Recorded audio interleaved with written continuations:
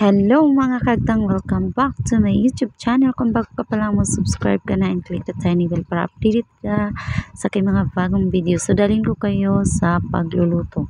So ang atong lutuon karon mga kagtang ay puto balanghoy. So mauna nagayak ako diha og usa ka langgana nga balanghoy. Okay, akong kudkuron human kudkud na ko ani mga kagtang is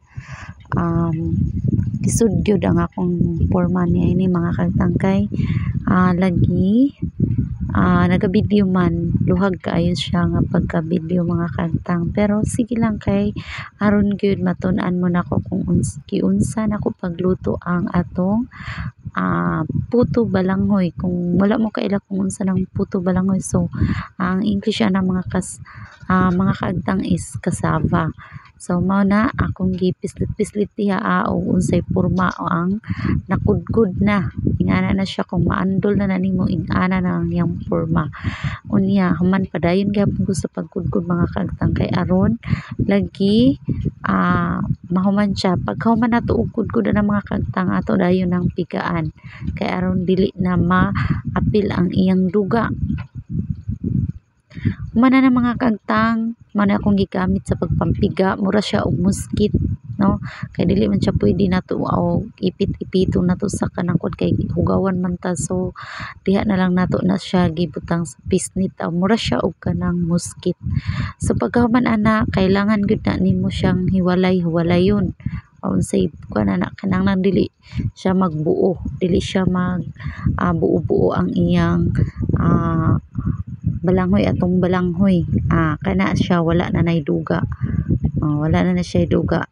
Luwag hapon kayo mga kagtang kay lagi naglisod ko video ani kay ang isa may nagtagapiga unya ako sad ang naga kuan sa mga tibugol. So sa mga ligin-ligin kinahanglan gid na siya mga kagtang walay lingin-lingin ang iyang balanghoy, no? Ang balanghoy kinahanglang nagabulag-bulag yun na siya, kanang buhaghag yun na siya kay aron dili siya tabang, no?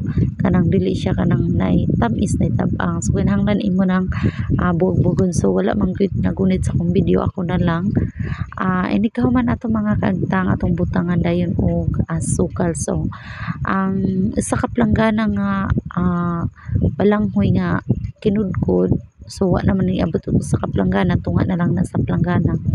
Usa ka kilo og tunga akong gibutang, so dapat usa ka kilo akong ibutang og tunga, so isa na lang og 1/4 ka asukal. Nya diha kinahanglan nimo gyud halo-haloon gyud og maayo mga kaagtang kay mao gyud nay pinaka-importante para surup gyud ang pinakalami o pinakalasa gyud nato nga puto balanghoy. Nya ni kahuman ana mga kaagtang gibutangan dayon ako diha og gatas nga powder kay dili man siya pwedeng butangan nimo gatas nga katong mabasa siya. So powder na lang nga gatas atong gibutang para naa siya melt, maramdaman nimo sa imong dila, no? Ma-feel nimo gyud ang melt. So naa siya melt. So powder na lang atong gibutang para dili na magbasa ang atong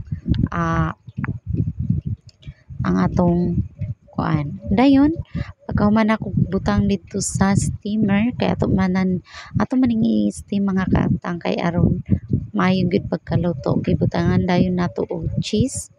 Nagkudkudayon ko diha og cheese, bisan unsa nga cheese imong ibutang, pero ang akong gibutang nga cheese diha is kiso para lami gyud kaayo. Mahal man gyud ang Eden. So una pagkahuman takpan dayon na nato diha, magbutang na pud ta og isa kay aron daghan atong maluto, no?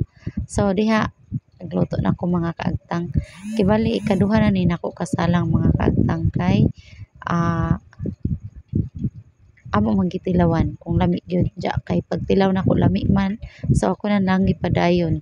So kinahanglan diha mga kaagtang pagbutang nimo kinahanglan dili gyud mabuhaghag, kinahanglan gyud siya buhaghag, dili siya buo-buo kay kung buo-buo siya naay tamis nay dili tamis. So kinahanglan pod siya og magaan ra, dili nimo idasok-dasok gyud diha, dili gyud nimo na siya pasagdan nga nadasok kay dili siya luto. no, kinahanglan gid nga luto siya kanang okay ra gid siya iyang pagbutang. So gibutangan na dayon nato cheese din sa ibabaw para maluto usab ang cheese mulanay ug musurop gid ang kalami. So 3 layers ang atong gibutangan diya mga kagtang.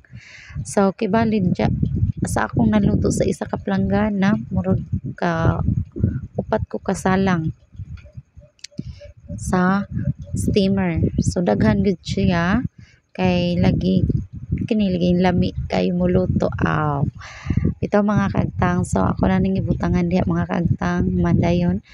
Gibutangan na nako og cheese, man gisalang na dayon diha kay aron magpaabot na lang ta og maluto na kay aron kita ta sa resulta. So mao na ang resulta mga kagtang. Lami kaayo ang akong tigkaon. So lami gid kuno kaayo mga kagtang ang atong puto balanghoy with cheese with milk powder. So maura na timpla na to mga kagtang kay pobre man taaw. So mao na akong ipakita, cheesy kaayo siya og lami gid kaayo, dili ka mahayan mo nang sa ganahan.